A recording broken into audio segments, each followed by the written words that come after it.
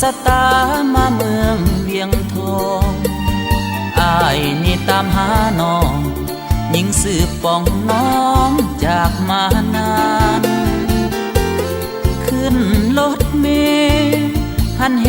ใจสั่นสะท้านข่าวป่องลือลั่นข่าวว่าเป็นสาวไฮโซ4-5 ปี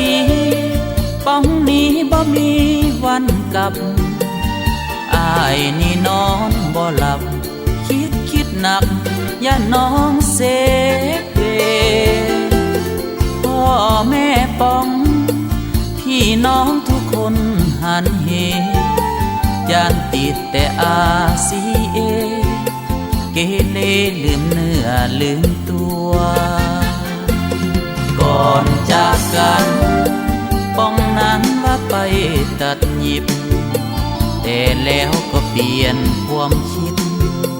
หลงผิดตัดหยิบในบาร์หรือว่าสายมีลายมอมเหล้าเมายาป้องจึงลืมบ้านนาหายหน้าบ่หูข่าวรถแล่นไปหัวใจไอ้นี้ลอยล่องจานบ่เห็นหน้าน้อง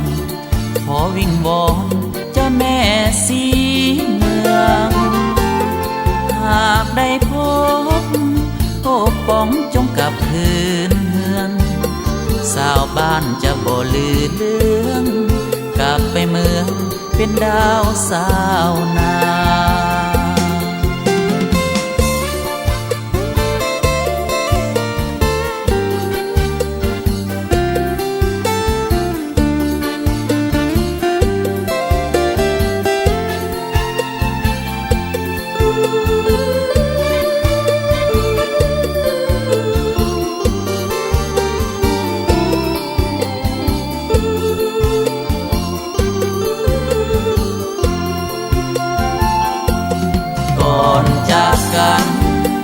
ป้องนั้นว่าไป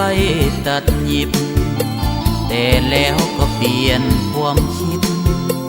หลงผิดตัดหยิบในบาร์หรือว่าสายมีลายมอมเหล้าเมายาป้องจึงลืมบ้านนาหายหน้าบ่หูข่าวรถแล่นไปหัวใจไอ้นี้ลอยล่องจานบ่เห็นหน้าน้องขอวิงวอนเจ้าแม่สีเมืองหากได้พบโอ้ป้องจงกลับคืนเมือง